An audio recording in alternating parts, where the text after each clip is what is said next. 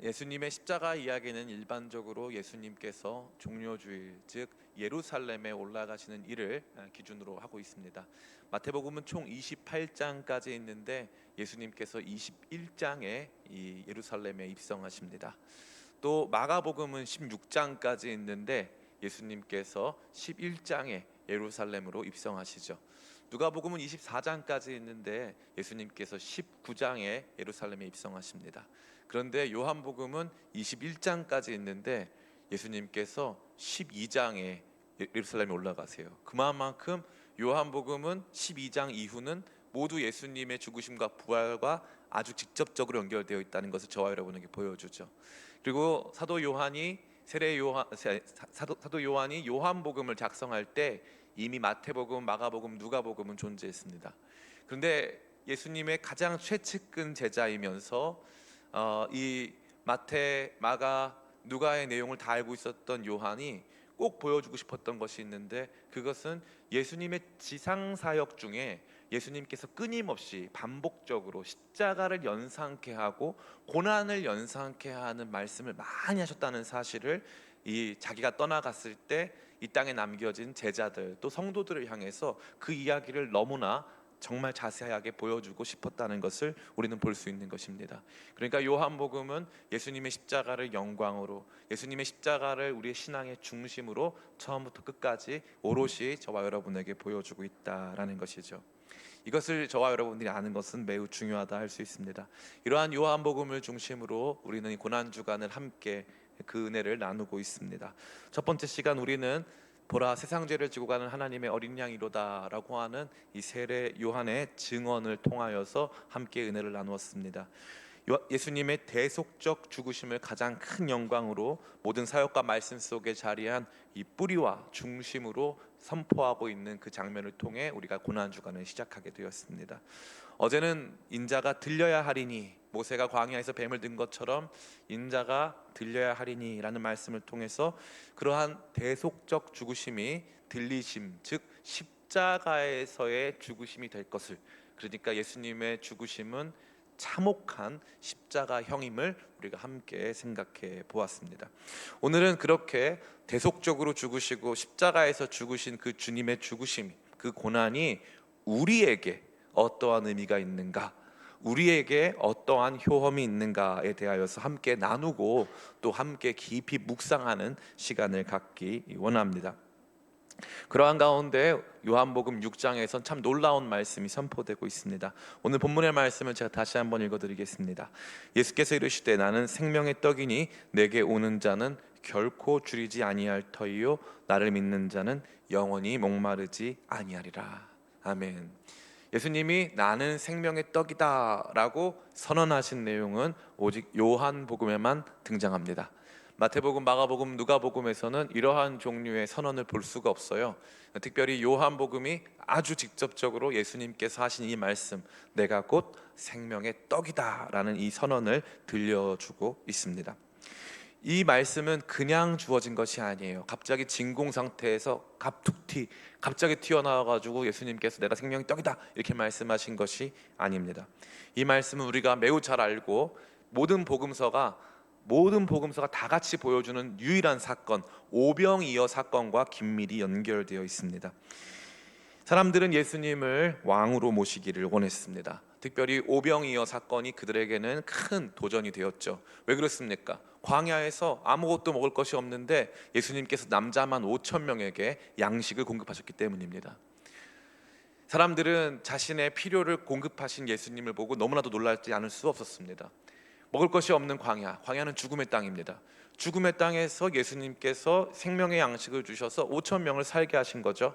사람들은 그것을 보면서 예수님 보통분이 아니시구나, 예수님 메시아구나, 이 예수님과 함께하면은 우리가 정말 영원토록 행복한 삶을 살 수 있겠구나 라는 마음을 가지고 예수님을 왕으로 삼으려고, 예수님 메시아로 모시려고 예수님을 향해서 다가옵니다.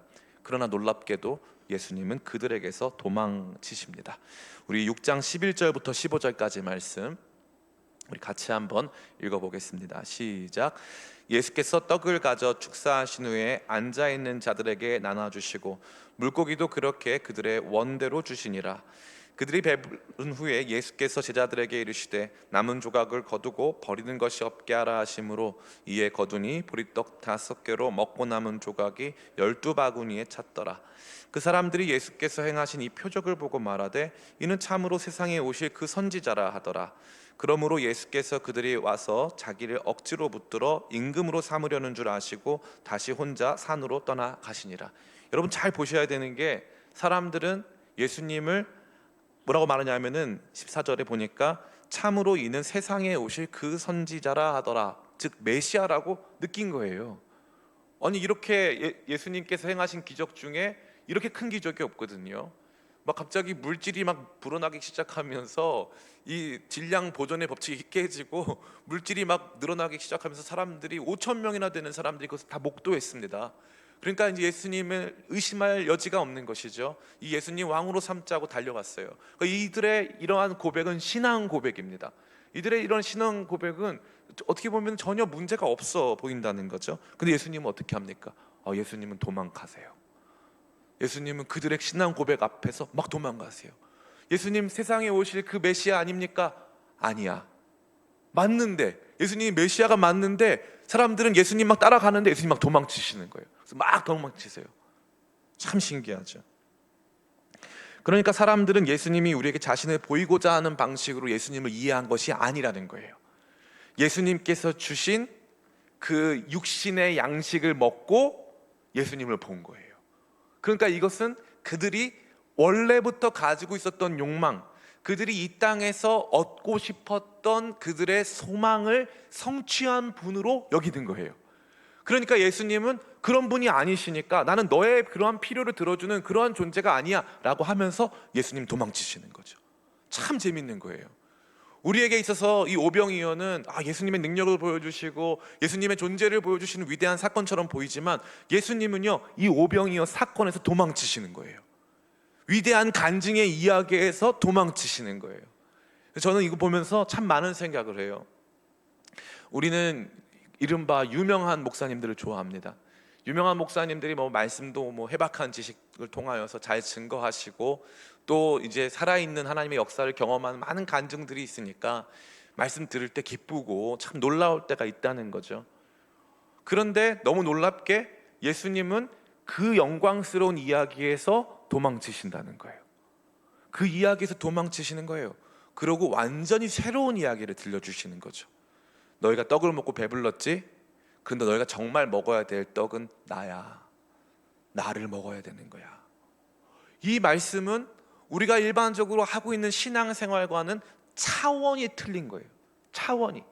근데 예수님은 우리가 알고 있는, 우리가 믿고 싶은 이 모습의 신앙으로부터 도망치셔서 저와 여러분에게 오늘 완전히 새로운 메시지를 던져주고 계십니다. 예수님은 이러한 이들의 잘못된 신앙, 다시 말해서 오병이어 역사 보고 내 육신의 문제 해결해 주실 예수님을 믿는 잘못된 신앙을 폭로하십니다. 24절, 26절 우리 말씀 같이 한번 읽어보겠습니다. 같이 읽습니다. 시작. 무리가 거기에 예수도 안 계시고 제자들도 없음을 보고 곧 배들을 타고 예수를 찾으러 가버나움으로 가서 바다 건너편에서 만나 랍비여 언제 여기 오셨나이까 하니 예수께서 대답하여 이르시되 내가 진실로 너에게 이르노니 너희가 나를 찾는 표적을 본 까닭이 아니요 떡을 먹고 배부른 까닭이로다. 아멘. 정작 봐야 할 예수님의 진정한 메시아 되심은 보지 못하고 예수님이 내 인생의 문제 해결해 주시고 내 육신의 결핍을 해결해 주셨으니까 예수님 믿어야지 하고 그들이 고백하고 있다는 거죠. 예수님 다 폭로하시는 거예요. 다 까발려지는 거죠. 너 나 왜 믿어? 너 나 이러려고 믿는 거지? 예수님이 다 까발리시는 거예요. 여러분 이 고난주간은요 우리 믿음의 실상이 까발려지는 시간이에요. 예수님 왜 믿어요? 여러분 예수 믿고 이 땅에 살면서 여러분 가난해지시면 어떡하실래요? 예수 믿고 이 땅에 살면서 인생의 문제가 해결이 안 되면 어떡하시겠어요? 예수 믿고 이 땅에 살면서 너무 불행한 일이 많아가지고 정말 마음이 상하고 지치고 아무것도 할 수 없다라고 생각하는 시간들이 오면 어떡하시겠습니까? 그래서 예수님께 찾아가는 거예요. 예수님 나의 구주십니다. 그랬더니 예수님 말씀하시는 거예요. 너 나한테 온 건 너 나 믿어서 온 거 아니야. 너 나 때문에 온 거 아니야. 너 배불러서 온 거야. 너 이 땅의 문제 해결받아서 나한테 온 거야. 어마어마하게 무서운 말씀이죠. 이 말씀이 준 충격이 너무나도 컸습니다. 정말 그야말로 핵폭탄급 충격이 다가왔어요. 그래서 지금 5천 명 중에 상당히 많은 사람들이 예수님을 따라왔는데 예수님이 강하게 그들의 신앙을 부정하니까 예수님의 제자들까지도 예수님을 떠나기 시작합니다. 기가 막힌 거죠. 우리는 사람들이 많이 모이고 구름대처럼 모여들고 예수님을 외치고 환호하면 좋은 교회다, 말씀이 제대로 선포되고 있는 거라 생각하지만 예수님은 반대로 사람들을 털어내시는 거예요. 가짜 신자들을 털어내시는 겁니다. 예수님께 나와서 내가 필요한 것들을 공급받기를 원했던 모든 사람들을 싹 다 털어내시는 거죠. 6장 60절부터 68절까지의 말씀입니다. 우리 같이 한번 읽어보겠습니다. 시작. 제자 중 여럿이 듣고 말하되 이 말씀은 어렵도다. 누가 들을 수 있느냐 한데 예수께서 스스로 제자들이 이 말씀에 대하여 수군거리는 줄 아시고 이르시되 이 말이 너희에게 걸림이 되느냐. 그러므로 너희는 인자가 이전에 있던 곳으로 올라간다 것을 본다면 어떻게 하겠느냐. 살리는 것은 영이니 육은 무익하니라. 내가 너희에게 이른 말은 영이요 생명이라. 그러나 너희 중에 믿지 아니하는 자들이 있느니라 하시니 이는 예수께서 믿지 아니하는 자들이 누구며 자기를 팔 자가 누구인지 처음부터 아심이로라. 또 이르시되 그러므로 전에 너희에게 말하기를 내 아버지께서 오게 하여 주지 아니하시면 누구든지 내게 올 수 없다 하였노라 하시니 그때부터 그의 제자 중에서 많은 사람이 떠나가고 다시 그와 함께 다니지 아니하더라. 예수께서 12 제자에게 이르시되 너희도 가려느냐. 시몬 베드로가 대답하되 주여 영생의 말씀이 주께 있사오니 우리가 누구에게로 가오리까. 얼마나 기가 막힌 말씀입니까? 오병이어 역사 뒤에 이 이야기가 있는 것을 모르는 성도들도 많아요. 제가 가끔 이 설교를 하면 목사님 저 이 설교 처음 들었어요 하는 분도 계세요. 6장 말씀이 굉장히 길기 때문에 6장의 오병이어 말씀 따로 읽고 뒤에 예수님의 생명의 떡 말씀을 따로 읽는 사람들이 있다는 거죠. 너무나도 비극적이에요. 너무나도 비극적입니다. 예수님께서는 오병이어를 경험해서 예수님을 믿겠다고 따라온 사람들을 털어내버리시는 거예요. 그거 진짜 믿음 아니라는 거예요. 진짜 믿음 아니라. 그럼 뭐가 진짜 믿음이냐? 나를 먹으라. 나를 먹으라. 내가 하늘로부터 내려온 생명의 떡이니 나를 먹으라. 예수님을 먹으라는 거예요. 예수님을 먹고 진짜 영적인 생명을 얻으라는 거예요. 살리는 것은 영이니 육은 무익하니라. 육에 속한 신앙이 아니라 영에 속한 신앙으로 전면적인 전환을 해야 한다고 예수님께서 말씀하시는 거예요. 육신의 문제만 붙들고 살아가는 신앙의 모습이 아니라는 것이죠. 너무나도 충격적인 메시지가 오늘 저와 여러분 가운데 울려 퍼지고 있다라는 것입니다. 예수님은 이제 본격적으로 그들을 가르치시려고 한 것입니다. 특별히 예수님께서는 하나님께서 이스라엘 백성을 광야에서 먹이시던 만나와 예수님 자신을 연결시켜주고 계십니다. 우리 같이 한번 말씀 마지막으로 같이 한번 읽어봤으면 좋겠습니다. 47절부터 화면이 아마 준비되어 있는 것 같아요. 같이 한번 읽겠습니다. 시작. 진실로 진실로 너희에게 이르노니 믿는 자는 영생을 가졌나니 내가 곧 생명의 떡이니라. 너희 조상들은 광야에서 만나를 먹었어도 죽었거니와 이는 하늘에서 내려오는 떡이니 사람으로 하여금 먹고 죽지 아니하게 하는 것이니라. 나는 하늘에서 내려온 살아있는 떡이니 사람이 이 떡을 먹으면 영생하리라. 내가 줄 떡은 곧 세상의 생명을 위한 내 살이니라 하시니라. 그러므로 유대인들이 서로 다투어 이르되 이 사람이 어찌 능히 자기 살을 우리에게 주어 먹게 하겠느냐. 예수께서 이르시되 내가 진실로 진실로 너희에게 이르노니 인자의 살을 먹지 아니하고 인자의 피를 마시지 아니하면 너희 속에 생명이 없느니라. 내 살을 먹고 내 피를 마시는 자는 영생을 가졌고 마지막 날에 내가 그를 다시 살리리니 내 살은 참된 양식이요 내 피는 참된 음료로다. 내 살을 먹고 내 피를 마시는 자는 내 안에 거하고 나도 그 안에 거하나니 살아계신 아버지께서 나를 보내심에 내가 아버지께로 말미암아 사는 것 같이 나를 먹는 그 사람도 나로 말미암아 살리라. 이것은 하늘에서 내려온 떡이니 조상들이 먹고도 죽은 그것과 같지 아니하여 이 떡을 먹는 자는 영원히 살리라. 아멘. 이 말씀은요 저와 여러분에게 그 어떠한 잘못되고 왜곡된 해석도 완전히 갖지 못하도록 원천 봉쇄하고 있어요. 이 말씀 읽으면서 예수님의 살과 피가 언급되는 것을 통해 십자가 사건과 이 말씀을 연결짓지 않는다는 것은 그야말로 이 말씀을 모욕하는 것입니다. 예수님이 자신의 살과 피를 우리에게 생명 양식, 영적 생명의 양식으로 주셨다는 거예요. 이게 가장 중요한 내용이라는 거예요. 그래서 예수님의 살과 피를 먹지 아니하면 예수님의 생명이 그 가운데 있지 않는다라는 것을 의미하는 것이죠. 이것은 1차적으로 무엇을 의미합니까? 우리가 신앙생활을 할 때 굉장히 고상하게 생각해요. 굉장히 고상하게. 그래서 말씀 듣고 이해하고 그 말씀 가지고 묵상하고 기도하고 하는 정도로 우리 신앙생활을 생각한다는 거죠. 그런데 주님께서는 이 신앙생활을 우리가 하는 특정한 활동에 완전히 연합시키셨어요. 그것은 무슨 활동입니까? 먹는 활동이에요. 먹음의 활동. 먹음의 활동. 제가 예전에 어떤 자매한테 물어봤는데 이 자매가 한 좋아하는 형제가 있었어요. 그래서 제가 물어봤어요. 잘 되고 있냐 그랬더니 처음에 굉장히 자매가 이 형제를 좋아했는데 잘 안 됐대요. 그래서 왜 잘 안 됐냐 했더니 같이 햄버거 먹으러 갔는데 그 형제가 햄버거 먹는 모습이 너무 추해가지고 그 형제를 버렸다는 거예요. 마음속에서. 너는 오랫동안 시집을 못 갈지어다. 제가 선포를 했어요. 햄버거 같은 거 하나 먹을 때 보면요, 사람이요 입을 막 벌리고요 막 우걱우걱 먹는 거예요. 음식이 떨어지고 하는 거죠. 근데 예수님 뭐라는 거예요? 예수님의 살만 먹는 게 아니라 예수님 피도 먹으래요. 예수님의 십자가에서 죽으신 대속적 죽음에 우리가 영적 생명을 얻고자 참여하는 그 활동이 먹음의 활동이라는 거예요. 먹음의 활동. 속에서 막 배가 고프니까 예수님 안에서 생명을 얻고자 예수님을 막 먹는 거예요.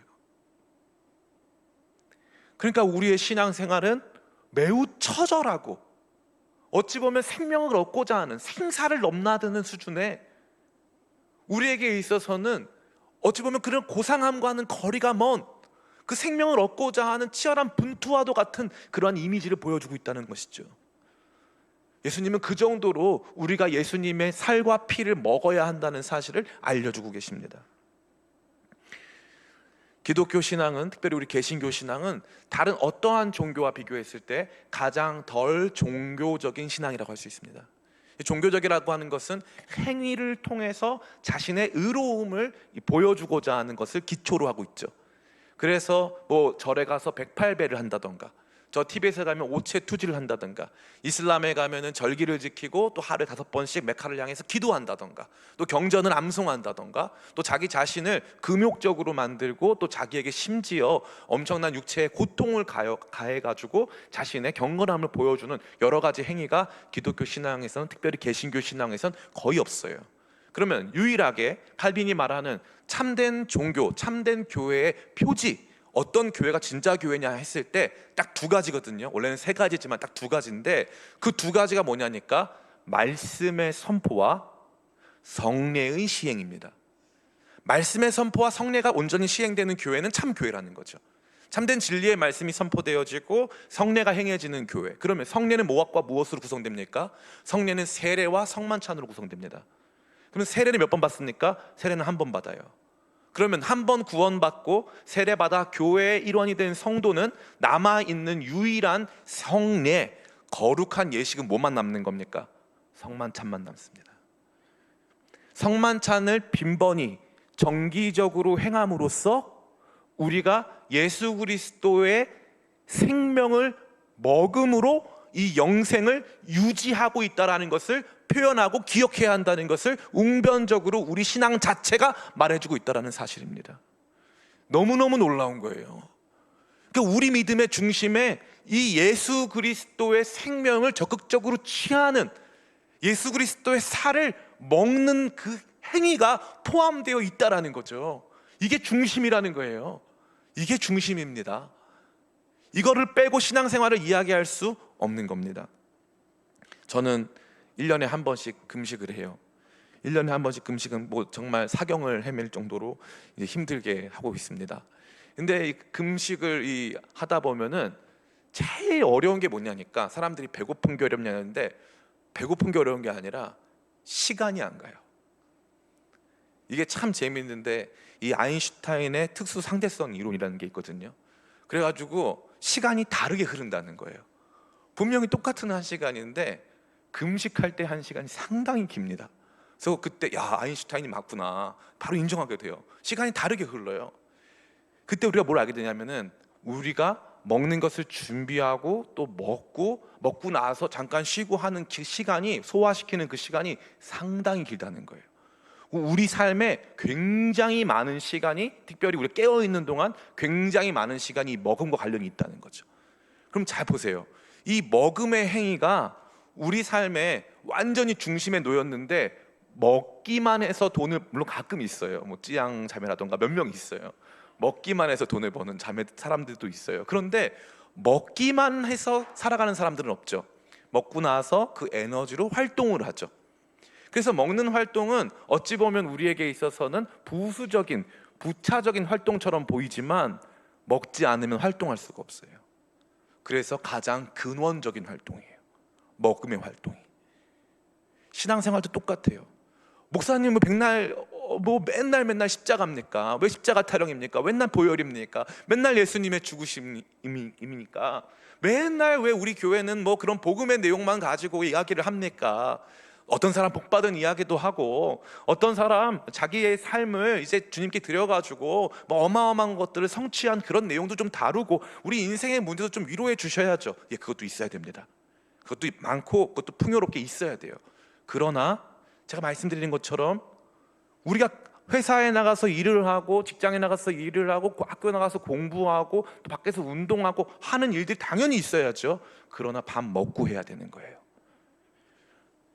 예수 그리스도의 육신을, 그분이 흘리신 보혈을 우리가 먹고 영적 생명을 가진 존재로 살아가기 시작하면서 그 뒤에 활동이 존재하는 것이지, 십자가가 사라졌는데 사회 정의를 위해서 일하는 교회, 십자가는 없는데 선교만 열정적으로 하는 교회, 십자가는 없는데 찬양만 열심히 부르는 교회, 그런 교회는 뭐가 없다?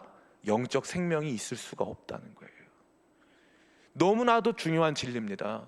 십자가에서 주님께서 보여주시고자 했던, 너희가 지금 움직이는 거는 나를 먹고 움직이는 거야. 너희가 지금 영적 활동을 할 때 이 모든 것들이 가능한 이유는 내가 너희에게 영원한 생명 양식이기 때문이야 라고 예수님 말씀하시는 거거든요. 근데 예수님을 영적 양식으로, 우리의 영원한 생명 양식으로 붙들지 않았으면 그 다음에 우리의 활동은 뭐가 될까요? 그 다음에 우리의 활동은 철저한 육적 활동으로 전락하는 것입니다. 예수님께서 보여주신 내용이 바로 그거예요.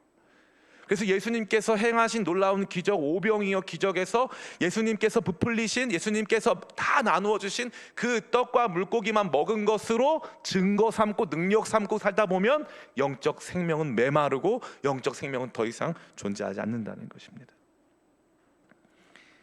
또 한 가지가 무엇입니까? 예수님을 먹음이라고 하는 이 활동이 예수님과 우리를 깊이 연합하게 한다는 거예요. 같이 한번 읽어보겠습니다. 우리 56절 말씀 같이 읽습니다. 시작. 내 살을 먹고 내 피를 마시는 자는 내 안에 거하고 나도 그의 안에 거하나니. 아멘. 요한복음에서 제일 많이 나오는 동사가 바로 이 거하다라는 거예요. 거하다. 예수님 안에 거하다. 너는 내 안에, 나는 너 안에, 너가 내 안에 있고 내 말이 네 안에 있으면 거하다, 함께하다. 이 말씀이 제일 많이 등장해요. 제일 많이. 근데 예수님 안에 거하는 활동이 뭡니까? 찬양 부르는 거요. 예수님 안에 거하는 활동이 뭡니까? 우리 성도들 안에 교제하는 거요, 말씀 듣는 거요, 예배 드리는 거요, 교회 청소하고 봉사하는 거요. 예수님 안에 거하는 것에 간접적, 확대된 이 의미라고 할 수 있어요.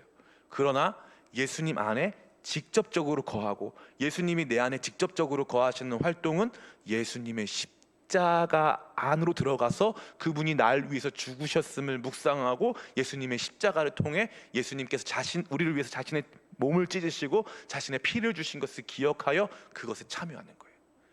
그래서 십자가를 깊이 붙들고 십자가를 묵상하고 십자가 안에서 얻게 된 생명을 감사하는 십자가 중심의 신앙이 예수님과 우리가 깊이 연합하고 함께하는 가장 중요한 활동이라는 거예요.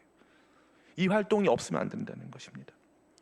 세 번째, 또 한 가지 무엇입니까? 너무 중요한 것인데, 예수님을 먹었어요. 예수님을 먹음이라고 하는 엄청난 활동을 우리가 합니다. 그러고 나니까 예수님이 내 안에 거하시고 나도 예수님 안에 있게 되는 연합의 일이 벌어집니다. 그러고 나서 예수님으로 활동하게 돼요. 예수님을 힘있게 된다는 거예요. 예수님이 나의 능력이 되신다는 거죠. 우리 57절 말씀 같이 한번 읽겠습니다. 시작. 살아계신 아버지께서 나를 보내심에 내가 아버지로 말미암아 사는 것 같이 나를 먹는 그 사람도 나로 말미암아 살리라. 아멘.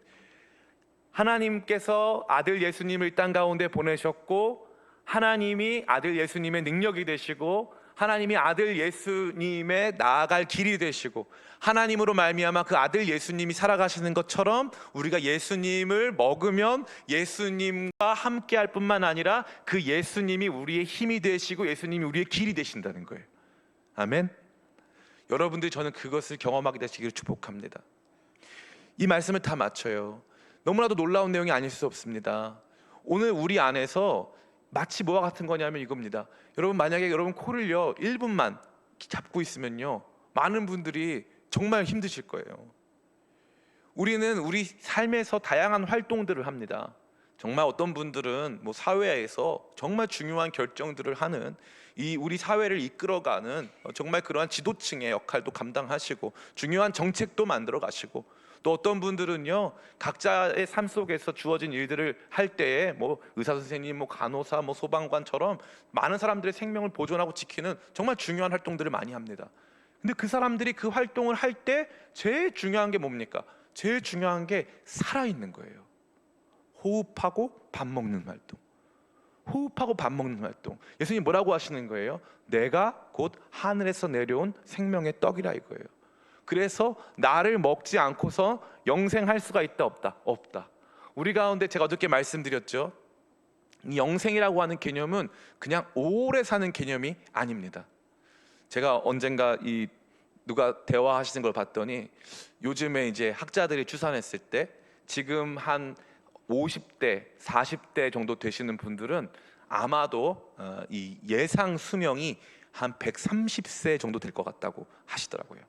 130세. 그럼 여기 여러분에게 묻고 싶어요. 여기 비슷한 연령대 분들이 130대 되면 기분이 막 좋으세요? 저는 별로 안 좋아요. 왜냐하니까 이 젊게 살 수 있는 이 기간이 더 길어진 게 아니라 뒤에 노년기가 더 길어진 거예요. 그러면 영생을 시간의 연장이라는 개념을 생각해 보면 3,000년을 산다. 3,000년을 산다고 하면 뒤에 노년기가 길어진다면 여러분 행복할까요? 안 행복할까요? 안 행복합니다.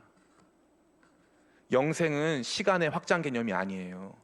영생은 하늘에서부터 내려온 예수 그리스도의 생명, 예수 그리스도의 생명으로 다시 태어나는 거예요.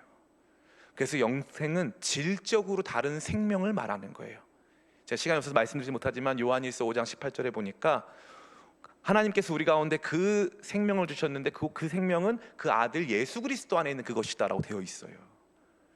질적으로 다른 생명이 있는 거죠. 그럼 질적으로 다른 생명이 뭐냐 하니까, 애가 엄마 뱃속에 있을 때는 양수 안에서 다른 방식으로 호흡하고 다른 방식으로 양분을 섭취해요. 근데 애가 엄마 뱃속 밖으로 빡 나오면요, 그러면 코로 숨을 쉬기 시작하고요, 밥을 먹어야 돼요. 때 되면 밥을 먹어야 돼요. 생명의 양식이 달라진 거예요. 그러면 예수님께서 나를 믿으면 영생 주신다고 했잖아요. 예수님 믿으면 영생 주신다고 했잖아요. 그럼 그 영생이 우리 가운데 들어왔어요. 그럼 영원한 생명의 작동 방식, 이 영원한 생명의 유지 방식이 뭐라는 거예요? 생명 양식을 먹는 거예요. 생명 양식 되신 예수님을 먹는 거예요. 예수님의 살을 양식으로, 예수님의 피를 음료로 먹는 거예요. 예수님의 피를 생명의 생명수로 먹는 거예요. 이 기가 막힌 거예요. 그럼 이런 내용을 통해서 우리가 적용해야 될 거 세 가지 한번 띄워주세요. 우리 이 말씀하고 같이 마쳤으면 좋겠습니다. 적용 세 가지 우리 제가 준비해 같이 한번 읽어볼까요? 시작. 예수님에 대한 잘못된 열심을 회개합시다. 십자가랑은 상관없는 열정, 십자가랑은 아무런 상관이 없는, 여러분 만나가요, 광야에서 만나를 언제 얻어야 됩니까? 아침에. 그러면은 며칠에 한 번 가야 돼요? 매일 가야 돼요. 만나, 하늘에서 내려온 생명의 양식은 매일 먹는 거예요. 매일 가서 가지고 와야 되는 거예요. 매일 가서. 그러면 예수 그리스도의 십자가가 우리에게 1년에 한 번 고난주간에 필요한 걸까요? 아니면 매일 필요한 걸까요? 매일 필요한 거예요. 내가 매일 십자가 앞에 더 가까이 가오니 구세주의 흘린 보배 피로써 나를 정케 하소서. 내가 매일, 아멘. 내가 매일 나가는 거예요. 주님, 주의 십자가 앞으로 나아갑니다. 내가 오늘 하루를 살아가는, 영적 존재로 살아가는 이날, 주의 생명 없이 내가 또 육적 존재로 내 이 땅의 필요만 구하며 살아갈 수밖에 없사오니 주여, 이 아침에도 십자가 대속의 은혜 내 안에 부으시고 예수님 날 위해서 대신 죽으셔서 내어주신 생명 양식 먹도록 하여 주시옵소서. 이 기도로 매일의 삶을 주 앞에 생명의 양식으로 채워가는 저와 여러분들에게 원합니다. 그래서 예수님에 대한 잘못된 열심 여러분 회개하시길 바래요. 십자가 없이 행했던 모든 일들 우리 회개해야 될 줄 믿습니다. 예수님이 털어내시는 거예요. 예수님 막 쫓아오고 예수님 내 왕이십니다 막 고백해도 아니야 그렇게 하는 거 아니야. 그러면 안 돼. 오, 그렇게 하면 안 돼. 그렇게 하면 안 되는 거야. 그 열정 잘못된 열정이야. 나를 먹는 거야. 십자가를 통해서 나를 너희의 양식으로 먹고 내 피를 너희의 생명 음료로 먹는 거야. 그거 안 되면 나 따라올 의미가 없는 거야. 나를 먹으라. 제자들이 어떻게 했다고요? 이 말씀은 어렵도다. 누가 깨달을 수 있으랴 하고 예수님 떠났어요. 예수님 떠난다고요. 우리의 육신의 필요만을 채우기 위해 열광적으로 쫓던 예수님이 아닌 그 예수님의 생명으로 오늘 하루를 살고 예수님의 생명으로 영적 생명을 더욱 풍성케 하고자 하는 목적을 가지고 온전히 예수님을 따르는 저와 여러분 다 되시기를 간절히 원합니다. 두 번째, 우리 같이 한번 읽어볼까요? 시작. 십자가는 우리로 예수님과 연합하게 합니다. 아멘. 이 연합 과정, 제가 말씀드렸잖아요. 여러분 밥 먹을 때, 저는 요즘에 좀 다이어트 하느라 그렇게 하지만 김치는 몇 칼로리고 뭐 이렇게 국은 몇 칼로리고 다 계산하면서 먹으면 피곤해요, 안 피곤해요? 피곤하죠. 피곤합니다. 그런데 재밌게도 이건 확실한 거예요. 근데 어떤 사람, 그런 사람도 있어요. 아침에 사과 먹으면은 뭐 금사과고 밤에 먹으면 독사과다. 그래서 밤에 먹지 말아라. 근데 우리가 그거 다 따지면 살 수가 있을까요, 없을까요? 일단 먹을 게 없어요. 일단 먹을 게 없고 너무 살기가 힘들어져요. 그거 따져 먹다가 정말 더 빨리 주님께 갈 것 같아요. 너무너무 힘듭니다. 근데 재밌는 게 뭐냐니까, 일단 먹으면 힘이 납니까, 안 납니까? 힘이 나요. 먹으면 힘이 나는 거예요. 그런데 우리가 그 의식을 잘 해요, 못해요? 못해요. 내가 오늘 밥 때문에 살고 있구나를 의식을 거의 못해요. 그런데요, 병원에 있는 암 환자나 심각한 질환에 있는 환자들, 영양이 부족한 사람들 있잖아요. 한번 싹 잘 먹기 시작하나요? 그러면 갑자기 핏기가 돌아서 갑자기 힘이 쫙 나는 거예요. 이 신기한 거예요. 먹음이라는 행위가 그런 거거든요. 그래서 우리가 의식하지 못했는데 십자가와 함께하면 예수님하고 더 가까이 한다 그랬어. 예수님하고 어떻게 하면 더 가까이 하는 거지? 이런 게 아니라 십자가를 묵상하면 나도 모르게 자연스럽게 예수님하고 연합되어 가고 있는 거예요. 내가 의식하지 않았는데 자연스럽게 연합되어 가고 있는 거죠. 제가 요즘에 맨날 운동을 해요. 열심히 운동을 합니다. 그래서 어떤 날은 오늘은 내가 운동 진짜 많이 해가지고 막 근육도 커진 것 같고 막 이런 날도 있어요. 어떤 날은요, 제가 한숨을 너무 크게 쉬어가지고 옆에 있는 사람들이 막 깔깔깔 웃고 그랬어요. 너무 운동하기 싫어서. 근데 재밌는 건요, 똑같이 그냥 했거든요. 어떤 날은 되고 어떤 날은 안 되고 어떤 날은 느낌이 있고 어떤 날은 느낌이 없어요. 그러면요, 재밌게도 6개, 7개 운동을 열심히 하면은 그날은 무조건 점심밥 먹은 데에서 500g이 빠져요. 그리고 아무리 내가 기쁘게 잘 된 것 같은 날 있는데 그날 4개밖에 안 했다 그러면은 350g이 빠지더라고요. 법칙이에요. 신기해요. 내 감정과 상관이 있다 없다? 없어요. 재밌어요. 십자가도 마찬가지예요. 내가 주님과의 연합을 더 많이 느꼈느냐? 아니에요. 그렇지 않아요. 무의식적으로 가까워지는 거예요. 십자가, 주님 오이 아침에도 주님의 대속의 은혜를 의지합니다. 십자가 의지합니다. 그러면 무의식적으로 십자가와 내가 가까워지는 거예요. 무의식적으로.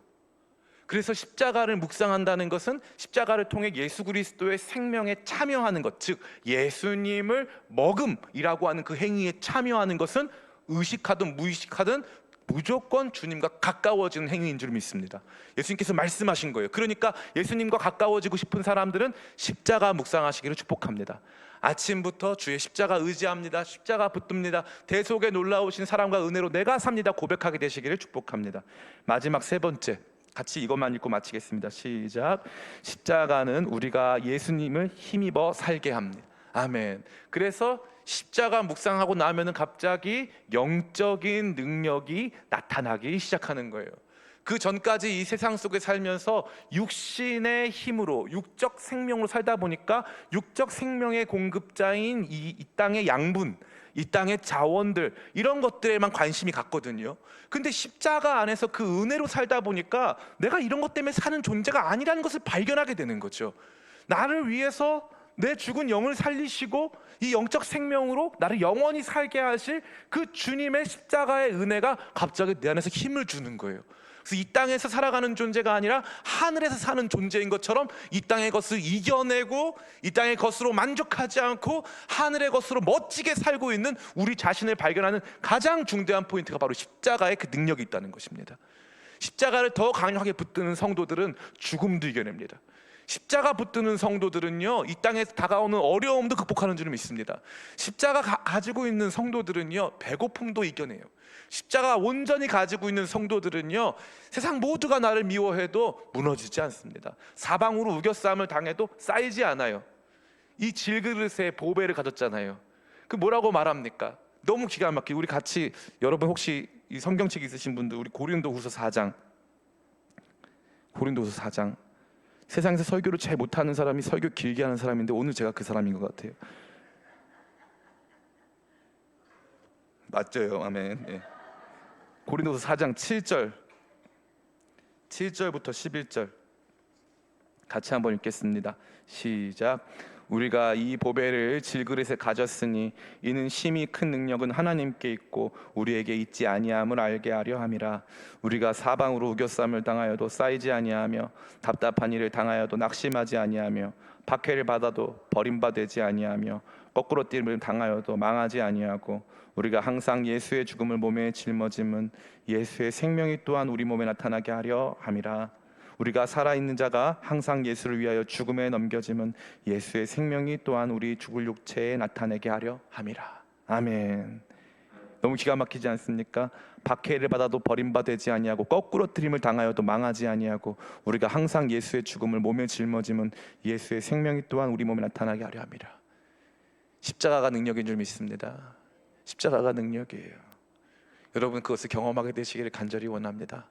아, 몰랐는데 십자가가 능력이고 십자가 통해서 예수님하고 가까워졌고 십자가 중심으로 믿으니까 내가 이 땅에서 얻은 것, 내가 이 땅에서 필요한 것에 집중하지 않고 그거 없어도 예수님 잘 믿을 수 있구나, 이거 경험하면서 베드로의 고백처럼 예수님이 너희도 가려냐 했더니 주여 영생의 말씀이 여기 있사온데 우리가 어디로 가오리까 하면서 십자가를 통해서 주님과 가까워지는 저와 여러분 다 되시기를 예수님의 이름으로 축원합니다. 아멘. 우리 합심 기도 제목 같이